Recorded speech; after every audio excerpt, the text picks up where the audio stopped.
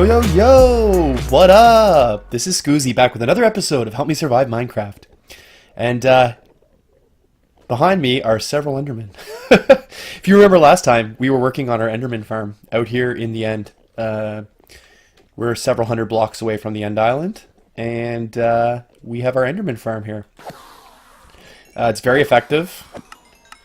You get lots of experience, and lots of ender pearls. You can see them all making their way up there. This is a pretty cool little Enderman farm. All I really did from the end of last episode is go around and do the double layer of carpet all around there so that when these guys hit the ground and take damage, they have nowhere in the vicinity to teleport to. And then they stay in their nice little house here. So for anyone who doesn't know about this farm, let me see if I can just get in here for a second. Might take some damage when they fall on me. So they're coming from way up there, and they're being attracted towards an endermite that they can't reach. And so as they try to reach it, they fall down into this hole, and they take enough damage to be left at just half a heart, and then you just give them a little quick swipe with your sword, and they die. So that's kind of neat. So yeah, this is basically, for all intents and purposes, done. Where'd that piece of glass go? Did it get picked up by the hoppers? Probably. I don't think I have any more on me either. Well, I'll have to fix that another time. Yeah. So, the only thing I need to do here still is underneath here, I want to build like an enchantment room, a place where I can keep this anvil and maybe like the crafting table and some like, you know, like a whole enchanting setup so that I have a place to use this experience that I'm collecting on this farm.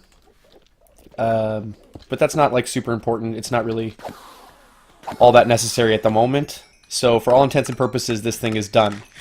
Now, the day after I finished this, I was taking a break from Minecraft, and I was on YouTube, and I saw a video by Panda4994. And for anybody who doesn't know who he is, definitely go check out his channel. He's one of those guys who designs the really cool farms that you see everyone building.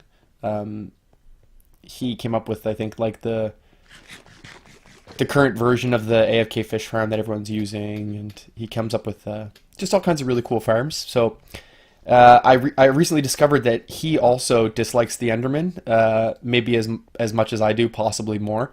And so he's created a melon farm that you build in the end, and the Endermen fall down through the center of the melon farm, and as they're falling, the only blocks that they have available to grab are the melons. And so they'll harvest them kind of on their way down, and then they hit the bottom and die, and drop them into hoppers, and you get whole melons as the output instead of melon slices. So there's no need to put them back together, and you're putting those dirty Endermen to work. So that's really cool. And I'm just a little upset that I didn't see it a bit sooner. Oh, my bed is destroyed. Okay, this is going to take a little longer to get home than I thought, but not too bad. But yeah, I wish I had seen that a few days earlier, because I would have built our Enderman farm to also be a melon farm. But that's definitely going on my project list. I will be building one of those in the end soon. There's a couple things around the base that I really want to get done first. And one of those things is what we're going to be working on today in this episode. So I'm just going to make the quick jog home, and then we'll go upstairs and I'll show you. I also can, one day I'm going to have to work on this nether hub, kind of make it look cool. It's pretty lame at the moment. So anyone who follows the series knows that we are in the process of gathering supplies to build kind of a cool mystic library, which will function as book storage, enchanted book storage for us. And thematically, it is going to be a place where the Minecraft players of past studied the Enderman to try to discover their secrets. So it's going to be kind of a cool little setup, and it's just kind of down off of our enchanting room. And if you remember, we built this when we first set up the base here, and a hole in the ground was just kind of the safest spot we could put it at the time. But then it just kind of looked a little weird, just having like a hole out in our lawn. So my goal was to build kind of a barn above it that we could use to hide the entrance. And as you can see by this hay, I've started work on that. So yeah, this is the start of the barn. Kind of cool. And the entrance is hidden underneath the hay bales. And then on this side, I'm going to put kind of a cow area, a spot where we can keep a breeding stock, and then a spot where their babies end up, so that we can harvest leather. Because for our library, we're going to need a bunch more books, and we don't really have a like a very decent access to leather. There is no real cows in this area. I can't get my elytra to work. There we go. Yeah, there's no real cows in the area, and I thought about making a passive mob farm to just collect it for us, but the only drop I really need from passive mobs is leather, and I don't know. I don't think it will gather leather fast enough to make it worthwhile putting the time in. I could be wrong there, but I'm thinking since I'm going to have to get a bunch of leather, it might be easier just to do a little bit of breeding myself, and then use my looting sword to get lots of leather drops. I don't know. If you have a different idea, kind of let me know. But since we're going to be building this barn anyways, I figure why not just throw a cow area in here. And in one of these corners, I'm also going to stick a little micro wheat farm. If everybody doesn't know about micro farms, they're basically mechanized farming things where you plant your seeds in one piece of farmland, and dispensers on 3 sides spit bone meal at it to grow it like almost instantly, and they run like on a really fast clock, so it's like just bone meal, bone meal, bone meal, and you just plant, harvest, plant, harvest, plant, harvest, and you can get a lot of wheat or carrots or potatoes, whatever it is you're growing, in a very short amount of time. Haha, take that. Oh man, that never gets old. So yeah, that's what the other side of this is going to be. And I know some of these are floating on like the half slab, but by the time I'm done filling this kind of like loft area with wheat, I don't think you'll be able to notice that from the ground. And we got a little stable area here for our one remaining horse, Bruise. Over here, the skeleton horse Scott has vanished, even though, you know, named mobs don't disappear unless you're playing here in Scooville. So yeah, this is what we're going to be working on today. I'm sorry I did a little bit of progress before I brought you in on it. I actually recorded this intro yesterday and just wasn't pleased with the way it turned out, but I didn't really come to that decision until after I had already done this work here. So yeah, this is take 2, and I think it went a little bit better. Who knows? Also, yesterday after filming the intro, I spent about 2 hours searching for a mega taiga so I could go get some podzol. And once I found it, I just harvested a whole bunch because I didn't want to have to go back and do it again. So we got, yeah, many stacks of podzol. Picked up some coarse dirt while I was there. And I'm just going to finish out the floor, start the walls, and then I'll bring you back when it's time to make the micro farm, because I think some people might be interested in how that is built if they didn't already know. So I'm going to get working, and I'll be back shortly. Okay, and I'm back. I got the floor in. I know it's a lot of spruce at the moment, but many parts of this floor are going to be replaced with podzol, coarse dirt, path blocks, hay, so it should tone it down just a little bit. But I wanted to show you the micro farm and how it works. So I'm going to build it in this little corner here, and it's probably going to take 1, 2, like five blocks out, and then it's 3 blocks. And I'm sure there are smaller, more compact designs, but I have no shortage of space, so that's how I'm going to build it. So it's going to be our power source, and then I want to separate the power source blocks from my dispensers because I was having an issue. I did like a test, and if one of the dispensers is right next to this power block, then the clock won't operate the dispenser because it's getting constant power from this block. And if that doesn't make any sense to you, that's okay. just follow along. But for those trying to gain that understanding of redstone that I'm trying to gather, learn from my mistakes and put a little separation in there. So to build the clock, we'll take a comparator output from the powered block, and we're going to run it back into itself and then set it to subtract mode. And when we turn that on, you can see it's blinking, and that's the pulse that's going to activate the dispensers repeatedly and cause them to dispense their bone meal. So that's basically all there is to that. Dispensers, did I have some of those? Yes, I did. Perfect. You're going to put them like that, and then this center block is where we're going to have farmland. So what I want to do is take out the block underneath the back dispenser and put in a water source so that our farmland stays constantly hydrated. And then we'll put a dirt in, and then I think I brought a hoe. Boom. So that should stay tilled almost indefinitely because of the water behind it. Yeah, so that's kind of neat. And then we'll take an output off of our clock, and we're going to have it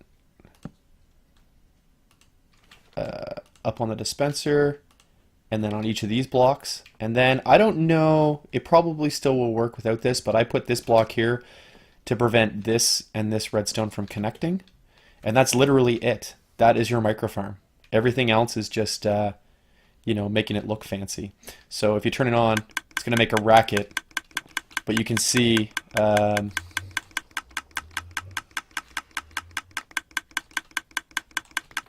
all the dispensers work.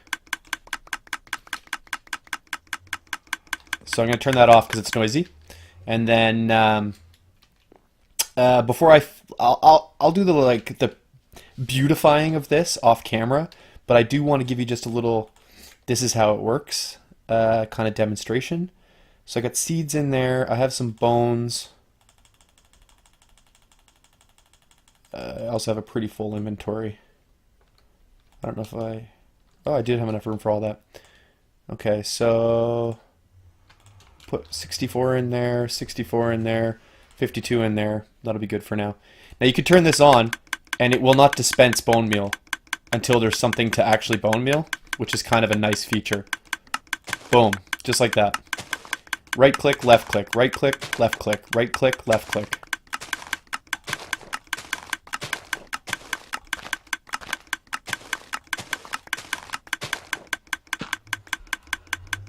Oh, I don't know what I did there. Oh, I see. I had a torch in my left hand and I destroyed my water source. But anyways, you get the idea. 16 hay, super fast. So I'm going to replace my water source and then beautify this, and I'll be back and show you the final product. And I'm back. So, we're really getting there. This works great.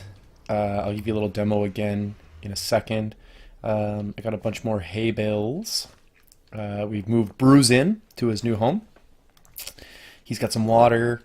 Yeah, I think the decorations are looking pretty good. I'm going to go around with some item frames as well and hang some kind of farm tools on the wall and stuff here. This is the cow setup. I don't know why this keeps turning to grass. I didn't think path block would spread grass to dirt, but I guess it does. Yeah. So this area up here is where our breeding stock of cows will be. So I got to go out and find at least 2 cows, get them in this little container here, and then I have a gate so I can feed them. And then when we breed them, they stay trapped up in here unless I flip the switch, so we can build up a stockpile here, like maybe get 25, 30 cows up here. And then once I breed them after that point, I can drop this, and there is a 1 high gap for baby cows to be attracted to me while I'm holding wheat over here. They come down into this area, and they can't get back up over the fence post. The adults are too tall to fit through there, and so that's how we're going to do it. We keep our breeding stock up here, lure the babies down here, wait for them to grow up, and then I'll hop in. I got to put like a carpet or something on the corner. I'll hop in and just murder them with my looting sword. And that's how we're going to get all of our leather. I think it's probably the best method. It'll probably work out the fastest, especially with this micro farm here. So, pardon the deafening noise this is going to cause, but I'll show you how well this works. So you can see we have seven wheat. In fact, let's just get rid of that for now. Put it in the redstone box. So no wheat in our inventory. Turn this on, and then you just hold right click, and every time it grows, you just left click to harvest. It's probably really loud, I'm sorry.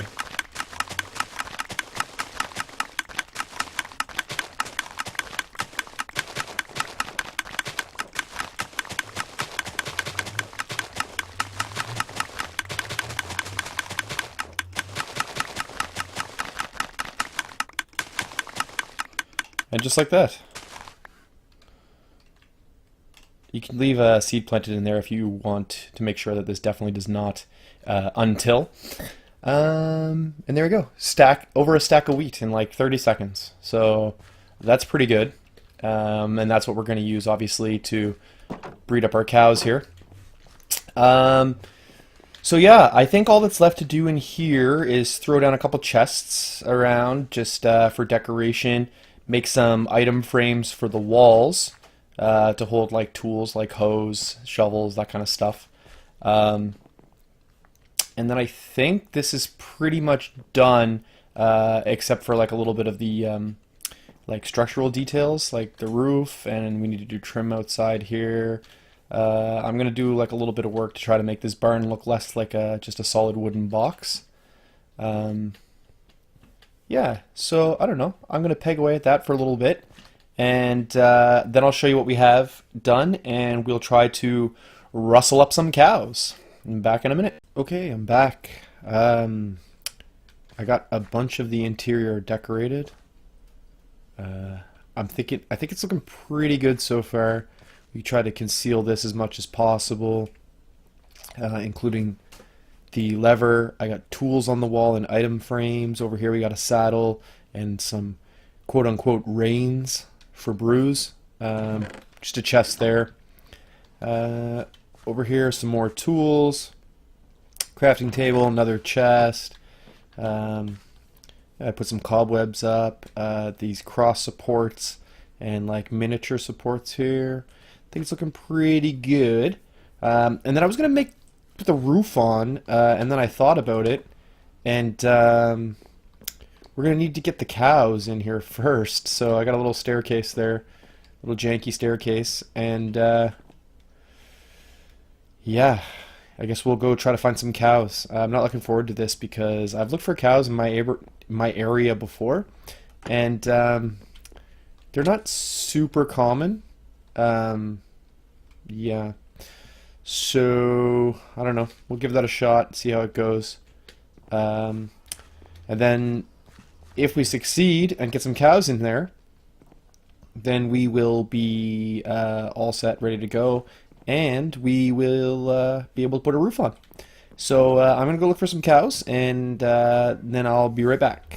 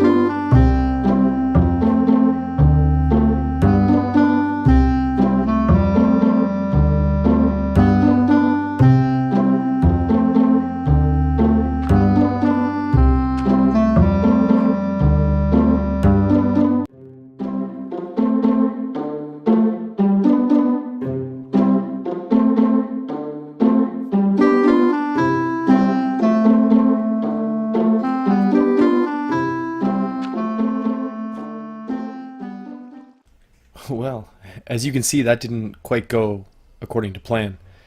Um, yeah, I guess they don't like the single wide walking platforms. So yeah, I spent about another 20 minutes after that clip looking for more cows, and I was unsuccessful. So I'm not entirely sure what's going on with cows in this vicinity. I found every other creature possible except for ocelots. But yeah, no cows. So I don't know. I don't want to put the roof on this thing until we get the cows in because I'm just going to have to tear a hole in it anyways. And I don't know if I have any more time today to search for cows. So for now, I'm going to call that an episode. And I will do some more of that off camera, some cow hunting, cow rustling. So anyways, hopefully you enjoyed today's episode. The building of the barn, the secret passage, the cow derping. And if you did, be sure to thumb wrestle that like button to show your support. It really means a lot to me. And if you want to see this barn in all its glory when it's finished, hit that subscribe button so that you'll know when the next video is up. And hopefully we will have plenty of cows in here, and leather production will be well underway. Until next time, this is Scoozy saying thanks for watching, and I'll see you soon. Peace!